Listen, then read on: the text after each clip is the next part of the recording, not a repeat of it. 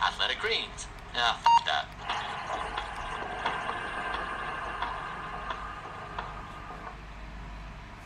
Friends, we know the world is up.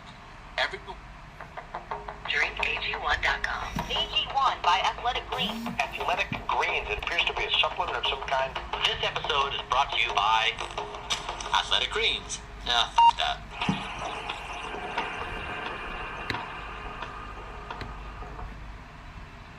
Friends, we know the world is up. Everywhere we turn, somebody is trying to do something to get you. When you turn to those who presumably have your back, it's important they do. AG1, a nutrition company, surely has your back, don't they?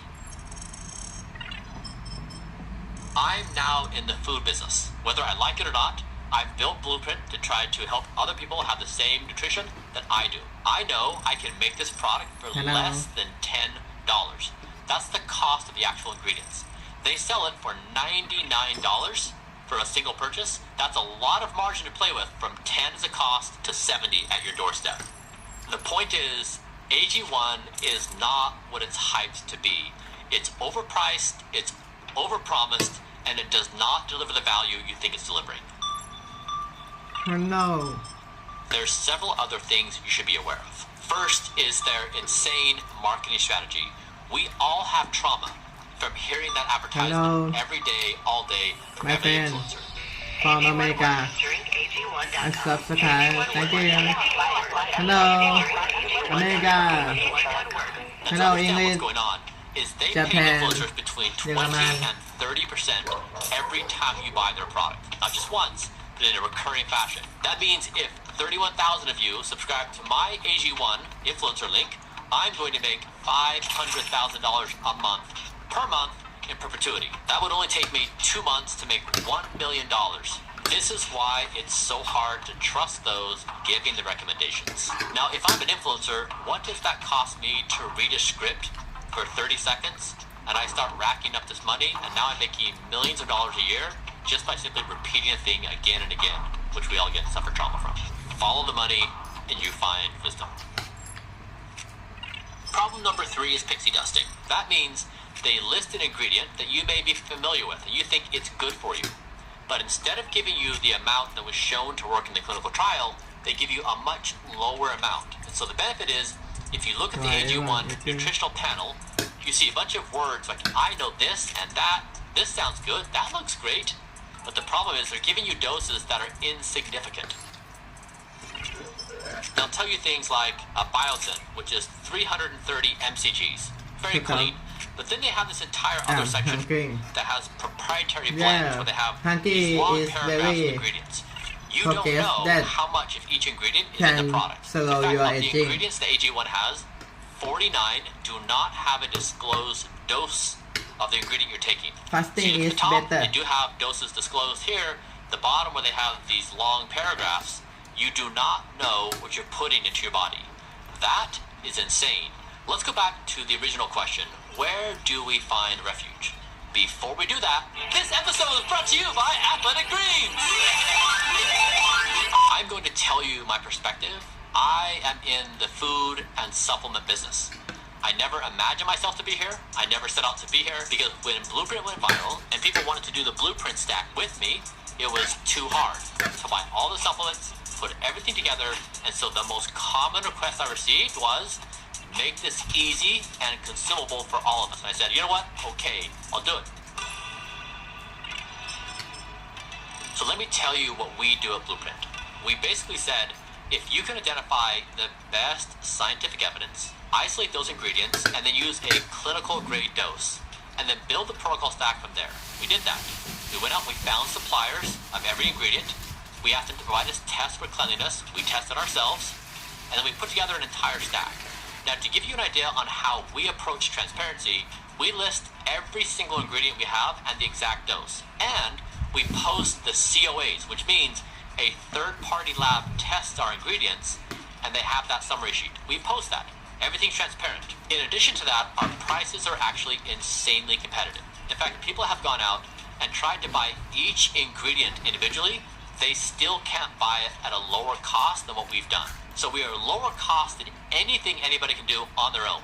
Now contrast that with AG1. I can buy the cost of their materials for $10. I can sell it to you for about $30. That allows me to get it into manufacturing, into the warehouse, and ship it to your front door. Those are the kinds of margins we would deal with. So that is how ridiculous and overpriced AG1 is. In contrast, Blueprint works upon scientific evidence. Today, I'm going to tell you about the 6 habits that are wrecking your sleep. High quality sleep has changed my life. There is literally nothing I do in my life that changes my conscious experience more than sleep. Now, I came from a place of really bad sleep. 3 little babies, being a full-time entrepreneur, grinding at work, having some challenges on the home front. I know what it feels like to have really bad sleep for a very long time. Healthy lifestyle is... I'm visiting one of the world's so-called blue zones to find out why its residents live longer, healthier lives than average. Many of those in Loma Linda, California, are Seventh-day Adventists, a religious group that really values health and community. Hey, you must be Laura! Awesome! So good to meet you, Laura. Would you like for me to prepare your breakfast? Oh, yes, please. Oh, that would be that would lovely. be awesome. What I can see already here looks very healthy Yes, and very tasty. we enjoy fruits and nuts and greens and all of this stuff. It is We want to eat มัชชากิน healthy. เห็ด and We milk want to exercise because my body is the temple of God. So if I stay strong and clear-minded, I'll be of service. Living this life is centered around what the Adventists refer to as the health message. Healthy lifestyle is to refrain from unhealthy activities, more family-oriented lifestyle. Aside from that duty to protect physical health that exists here, community spirit is strong. What I didn't realize was how important socialization is to your brain. And without it, it seems to shrink and go away. And so the ability to just have heart-opening, brain-opening conversations is very, very, very important. And that mental stimulation matters. As we get older, our brains shrink. We lose brain cells and brain connections. This can impact our memory and our attention spans. It doesn't happen to everyone equally, though. Our bodies age, our brain ages at different speeds based on different things. There are 87-year-olds that are sharp as a whip, and part of it's genetics and part of it's lifestyle. The life you lead informs your genetics, and your genetics then expresses itself based on the interactions you have with your environment, which is why social interaction is so important. Social interaction is basically exercising your brain. As we start to understand more about how it works and ages, experts are taking advantage of the power of AI and big data. It helps them see patterns of how cognitive decline can play out, and indeed the disease process when it comes to something like dementia.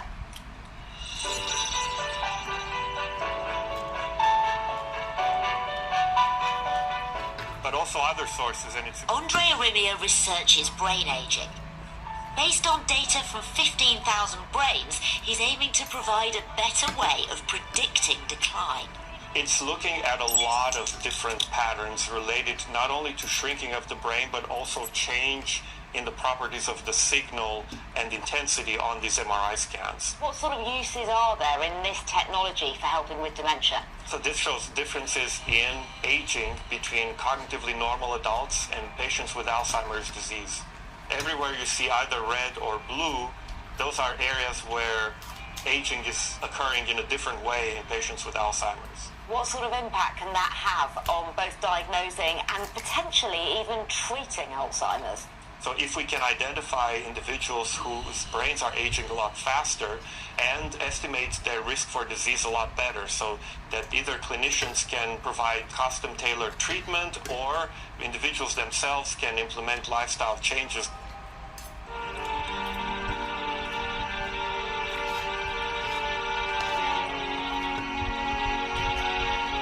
I am a professional rejuvenation athlete. I love it. Tech entrepreneur Brian Johnson is spending millions trying to turn back time on his body. I visited him last year to unearth his extreme and sometimes controversial regime of fitness, fasting, a load of tablets, tracking and treatments, and I'm back to see how it's going. What have you achieved? What's possible and what's proving challenging? Hearing still remains something we can't do much about. Heart health, we've made great strides in. My cardiovascular ability, my bone mineral density, my strength. Can you talk me through what you're looking at in your brain and then any kind of interventions you're doing to try and reverse that biological age? The brain shrinks and changes over time, so you're looking at the actual brain, and then functionally you're looking at how it actually works. But then what can you do next? So we've done several things. Like last year when we spoke, I mentioned that I had problems where my posture was poor like this, and it actually... I mean, not now. Yeah, I fixed it. Yeah. And it lessened my blood flow. And so with bad posture, I had white matter hyperintensity. So this is like a scarring for the brain. When I fixed my posture, and I did the physical therapy exercises, I reduced my white matter hyperintensities by 9 years. So I dramatically reduced my brain age by fixing my posture. What we have to remember is that if you do an experiment on an individual, that is very different than an experiment on a population that can be peer-reviewed and replicated.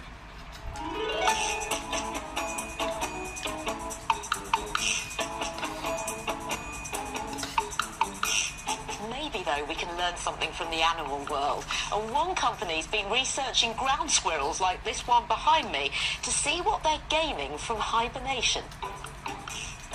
This lot spend half the year going in and out of a state of intense hibernation. Their body temperature drops and their metabolic rate is turned down to just 1% of normal.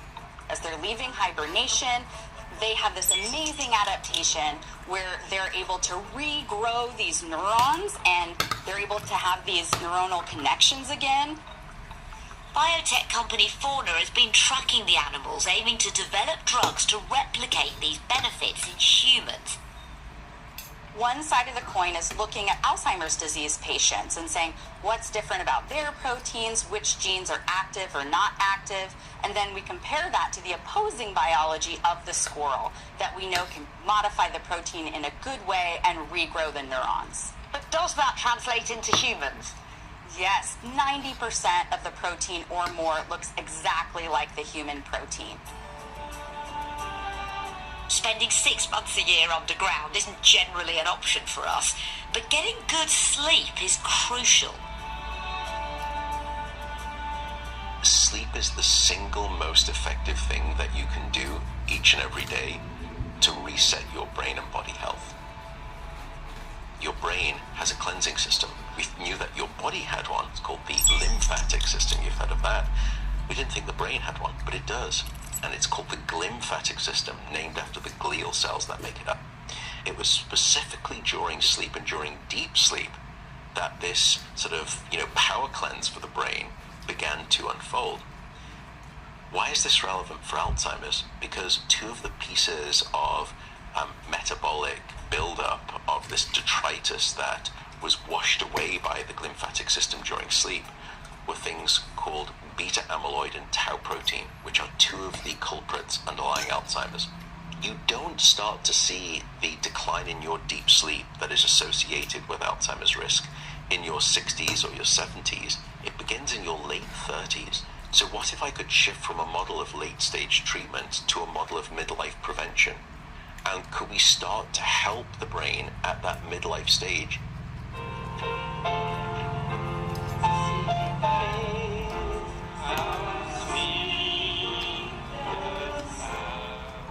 Music is a big part of life here at Loma Linda, and there could be some brain gains. Recent studies suggest that learning a musical instrument or even singing throughout your life could benefit your brain health in later years.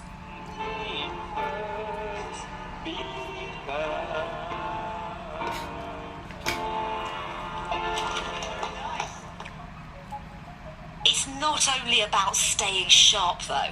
Healthy, happy aging is about the whole package. Mildred was a doctor. She even set up a hospital in Uganda and was working in healthcare in Loma Linda. You're 103, aren't you?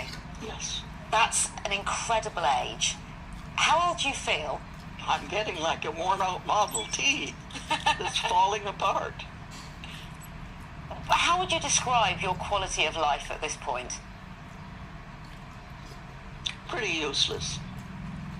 I would never recommend and say, okay, you pick being old as the way you're going to end your life. Forget it. You've lived quite some life, and you've had to go through a lot to reach this age. Do you recommend living into your hundreds or not? I don't think I'd recommend anything about life and its length. I have tried to be happy, and I've managed pretty well.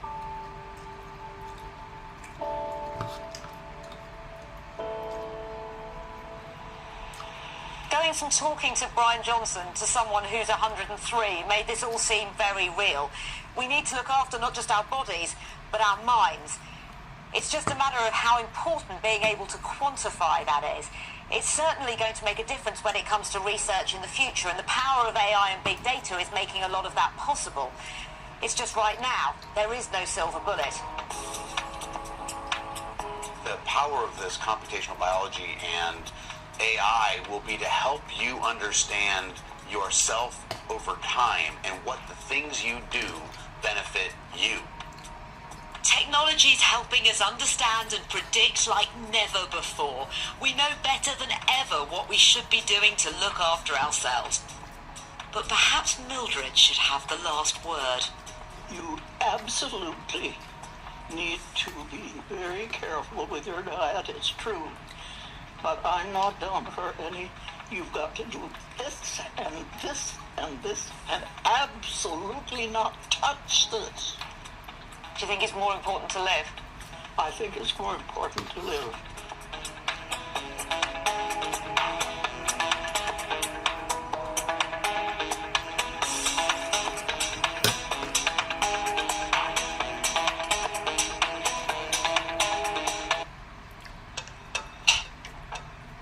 I'm ready to rumble. Everyone worries, I think, about death. And so people have always questioned whether this was something that you could actually control. A lot of people don't realize how much power we actually have over our aging process. Aging is a subject matter that seems to be shrouded in all kinds of mystery. I don't believe aging is a bad thing. I believe that we should want to age well, inside and out, and it is possible. What is that lifelong story, that trajectory of what we should be doing for our gender, for our age, for our genetic background that will make the aging process most beautiful for us? Physical exercise and good health.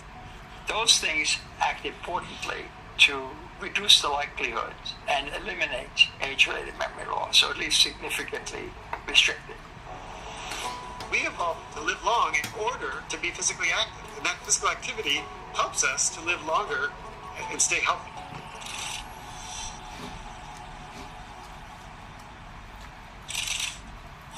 Hey, big thinkers. Your metabolic health is is one of the biggest predictors of how long you live and how good you feel while living. But metabolic health can be difficult to measure. One of the best ways to understand how your daily decisions impact your metabolic health is by tracking your glucose, which you can do thanks to the sponsor of today's video, Levels. Levels is an app that lets you get real-time information about your metabolic health, and it's one of the most interesting health apps I've ever tried. The way it works is simple. By connecting to a continuous glucose monitor, Levels can track the stability of your glucose levels as you go about your day.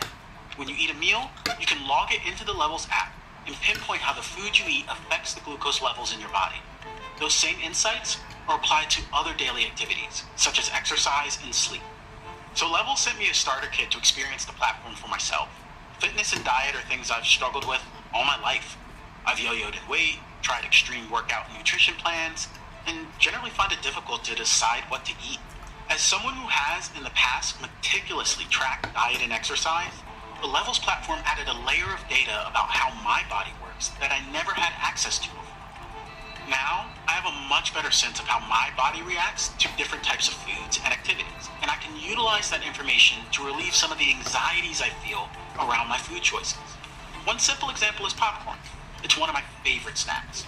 But not all popcorn brands have the same type of effect on my blood sugar. So I've been able to see which types have the biggest impact and have decided to stop eating the ones that make my glucose levels rise. So if you're interested in trying Levels to see how it affects your health, we have a special offer. 2 months free on the annual membership at levels.link/bigthing.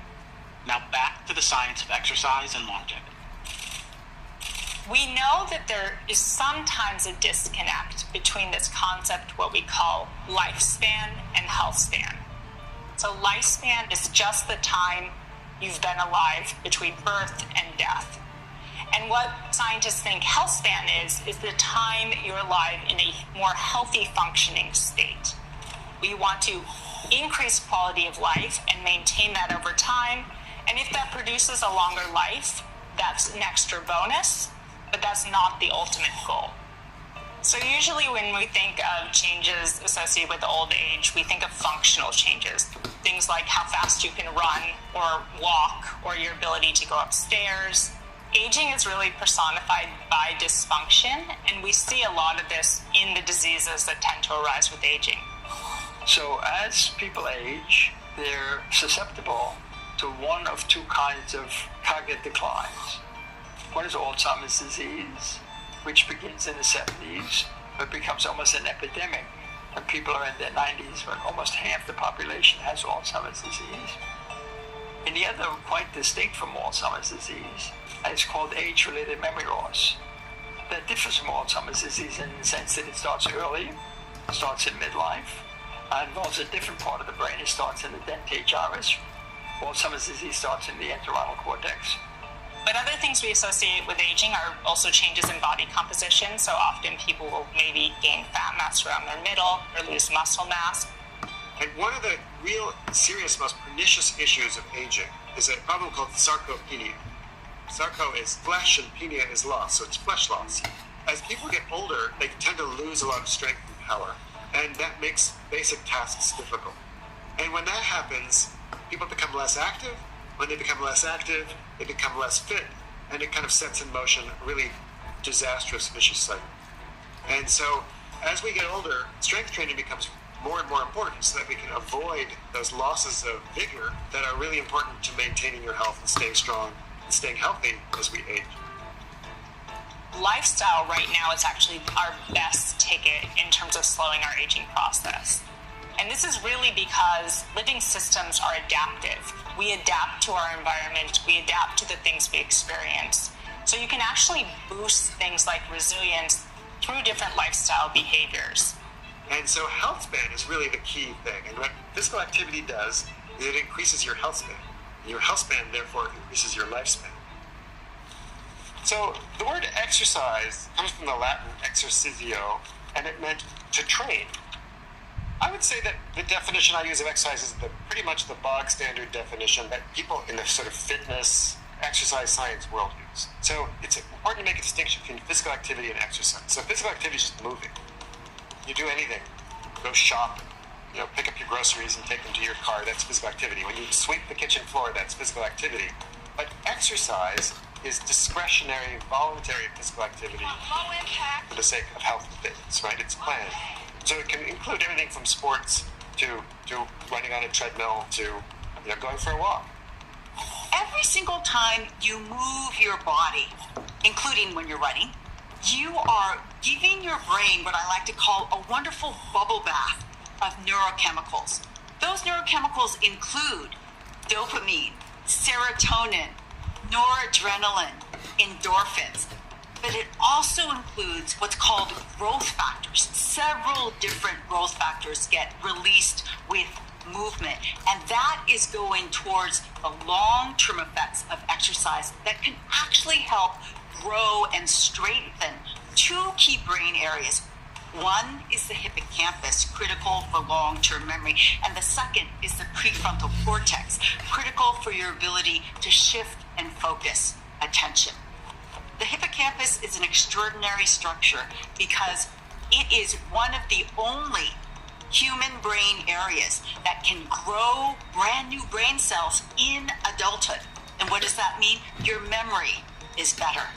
The other brain area that benefits in terms of growth and strength is the prefrontal cortex. Now, it's not growing new cells. Some evidence suggests that the outputs of cells in the prefrontal cortex, called the axons of those cells, perform better, work better with more exercise. But there's another benefit, right? And the other benefit is that physical activity is important because when you're physically active, you stress your body. You produce what's called reactive oxygen species, which cause cellular damage throughout your body. It causes mutation, it causes inflammation. But because that's normal, our bodies turn on all kinds of repair and maintenance mechanisms that counter them.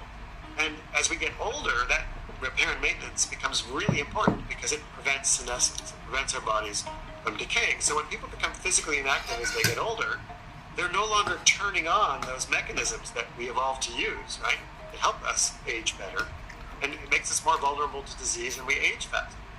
So when we think of stress, we often think stress is evil. But in reality, stress is designed to make us stronger, whether it's emotionally or physically.